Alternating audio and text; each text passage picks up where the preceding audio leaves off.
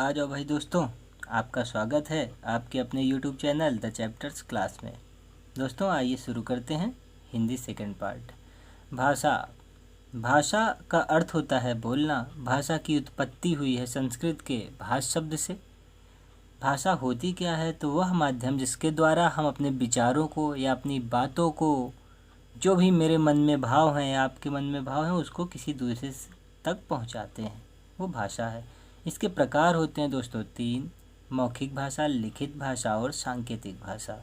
मौखिक भाषा जो होती है, इससे हम बोलकर अपनी मनोविचारों को व्यक्त करते हैं। इसकी सबसे छोटी इकाई ध्वनि होती है।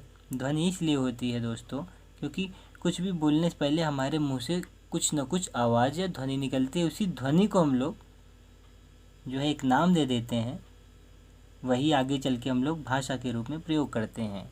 जैसे कुछ भी ध्वनि निकली उसको हम लोगों ने क नाम दे दिया, ख नाम दे दिया, ग नाम दे दिया, तो उसको हम लोग क ख ग के नाम से जानने लगे। लिखित भाषा, इसमें हम अपने विचारों को लिखकर व्यक्त करते हैं, जैसे चिट्ठी या सरकारी पत्र व्यवहार आदि। मतलब कोई ऐसा व्यक्ति जो मौखिक भाषा बोलने में असमर्थ है, वह किस भाषा का प्रयोग करेगा?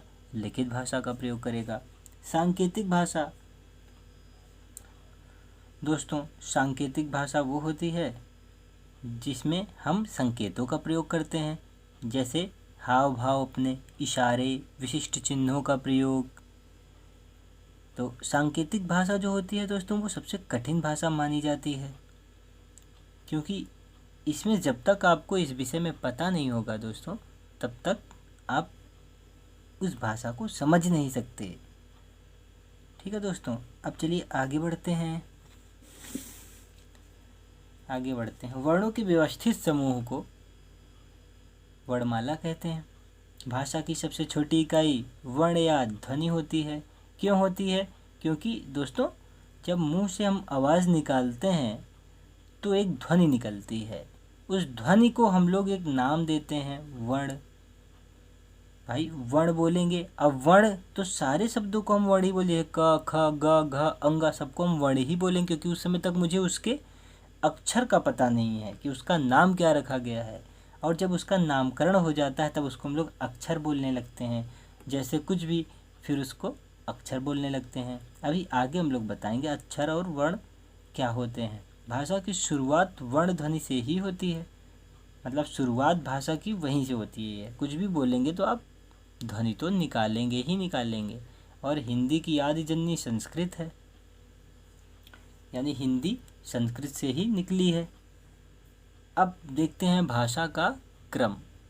तो भाषा का क्रम दोस्तों, भाषा की सबसे छोटी इकाई ध्वनि या वर्ण। तो अब माना जैसे कोई एक चिन्ह हमारे मुख से निकला, उसको हमने ऐसे व्यक्त कर दिया, ऐसे व्यक्त कर दिया। उस समय तक ये खोज नहीं हुई थी कि का है या खा है, इसका नाम रख दिया गया का, सपोज दैट। तो हम लोग इसको का ही बोलने लगेंगे। फिर इसी तरह में ध्वनि निकली का, तो उसका नाम रख दिया गया का या र या म। तो जब नाम रखा गया तब वो अक्षर हुआ, लेकिन पहले वो वर्ण था। भाषा की शुरुआत यहीं से होती है। अब जैसे रा, म, न, रमन, तो आप र बोलेंगे तो उसमें आ भी निकलेगा, माँ बोलेंगे उसमें भी आ निकलेगा, ना में भी आ निकलेगा। तो इसमें वर्ण है दोस्तों 6। र 1 2 3 4 5 6 वर्ण है। और अब ये आ क्यों आ रहा है? तो दोस्तों ये संस्कृत से निकली हुई हिंदी है। तो संस्कृत में इसका उल्लेख विस्तृत रूप से मिला है कि वहाँ आ क्यों होता है। जब हम लोग संस्कृत पढ़ेंगे तो इसको संस्कृत में हम लोग जानेंगे कि आ क्यों लगा होता है या आ क्यों माना जाता है। अब इसके बाद दोस्तों हम लोग चलते हैं ऊपर। इससे जब वर्ण का जन्म हो गया तो बना अक्षर। फिर जब इसका नामकरण किया गया, अक्षर की परिभाषा जिसका क्षर ना हो सके, यानी जिसको तोड़ा नहीं जा सकता या काटा नहीं, जो भी आप समझ पाएँ।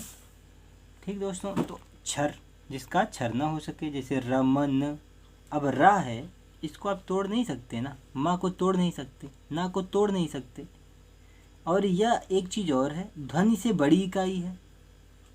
अगर पूछ लिया ध्वनि से बड़ी इकाई तो अक्षर, अक्षर से छोटी इकाई तो ध्वनिया या वर्ण, उसके बाद जिसका अक्षर ना हो सके, रमन। अब इसमें 3 अक्षर हैं, 1 2 3, इन तीनों को मिला दिया, रमन देखिए 1 2 3। अब यही जो अलग अलग अक्षर हैं यही इसके ऊपर जाके क्या बन जाते हैं, शब्द बन जाते हैं दोस्तों। जब शब्द बन, जैसे अक्षर से मिलकर ही शब्द बनेगा, यानी ये जो अक्षर हैं यही शब्द बन गए आके आगे। अब यही शब्द, अब शब्द पढ़े जाने लगे जैसे, और ये जो शब्द हैं इनका जब वाक्यों में प्रयोग होने लगता है तो ये पद बन जाते हैं। जैसे अब ये जो अक्षर थे, माना यहाँ कालू आम खाएगा, यहाँ हम लिख देते रमन आम खाएगा, तो रमन एक शब्द था, आम एक शब्द था, खाएगा एक शब्द था। तो ये वैसे अगर काउंट करें तो ये 3 शब्द हो गए, ये 3 शब्द हो गए, और एक वाक्य है तो ये पद हो गया। ठीक है दोस्तों, अब इसके ऊपर बढ़ते हैं। अब इसमें एक चीज़ पूछ सकता है, ध्वनि से बड़ी अक्षर, अक्षर से बड़ा पद, अब पद से बड़ा पदबंध। पदबंध दोस्तों एक वाक्य होता है जिसमें एक वाक्य अंश को पदबंध बोलते हैं, यानी पदों से बंधा हुआ। अब पद होता क्या था बताया दोस्तों, एक वाक्य, वाक्यों में ये वाक्यों से बंध जाता है, उसी को पदबंध बोलते हैं। जैसे कोई भी वाक्य लिखा होगा उसका एक खंड, वाक्यांश, इसको फ्रेज बोलते हैं इंग्लिश में। अब इसके बाद देखते हैं दोस्तों उपवाक्य। उपवाक्य दोस्तों होता है, इसका अपना स्वतंत्र अर्थ होता है उपवाक्य का। इसमें ताकि, क्योंकि, जिसे, यद्यपि ये शब्द दिखते हैं, वहीं से इसका अलग अर्थ स्पष्ट दिखाई देने लगता है। अब इसके बाद आ जाते हैं दोस्तों इससे बड़ी इकाई और सबसे बड़ी इकाई क्या होती है, वाक्य, यानी कि भाषा की सबसे बड़ी इकाई वाक्य। ठीक है दोस्तों, अब वाक्य में हम लोग देखते हैं या शब्दों के सार्थक समूह। अब देखिए शुरुआत दोस्तों वर्ण से हुई थी, वर्ण बना, फिर अक्षर बना, फिर उसके बाद शब्द बना, फिर पदबंध एक वाक्यांश, फिर उपवाक्य, यानी इसका भी अपना स्वतंत्र अर्थ, उसके बाद अब बना वाक्य।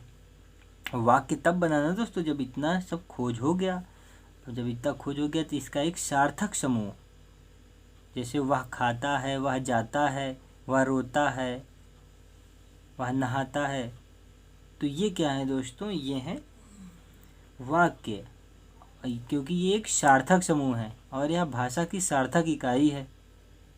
ठीक है दोस्तों, अब आगे बढ़ते हैं, एग्जाम्पल के थ्रू हम लोग समझते हैं। जैसे पहला एग्जाम्पल देखते हैं, रमन, रा, अ, म, अ, न, अ, इसमें 6 वर्ण है, और यही रमन आगे चल के 3 अक्षर हो गया, 1 2 3 अक्षर। यही रमन आगे चल के एक शब्द बन गया, जैसे यहाँ दिया था हम लोगों ने। उसके बाद अब यही रमन आगे चल के एक पद बन गया, क्योंकि वाक्य में प्रयोग हो गया। और ताकि देखिए, इसका मतलब यहाँ से ये एक उपवाक्य भी बन गया। अब आगे देखते हैं दूसरा, राधा बाजार जाएगी, 3 पद हैं दोस्तों, 1 पद, 2 पद और 3 पद, है ना दोस्तों। ठीक है, अब उसके बाद राधा बाजार जाएगी क्योंकि सब्जी लानी है, इसमें सब आ जाता है।